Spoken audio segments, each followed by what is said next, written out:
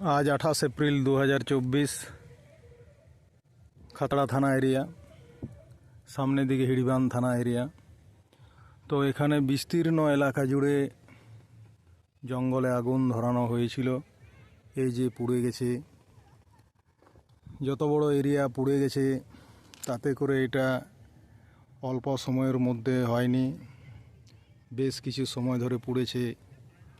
অন্তত এখানে 25-30 বিঘা এখানে যেটা দেখা যাচ্ছে এই রকম পুড়ে গেছে।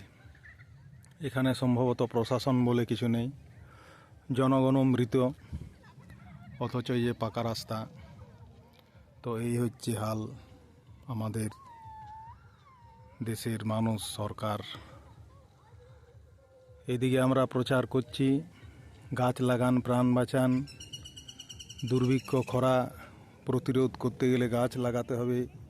কিন্তু এই যে লাগানো গাছ, এইদিকে আকাশমণি ইউক্যালিপটাস থেকে ন্যাচারাল গাছ, কিন্তু আজ এই অবস্থা।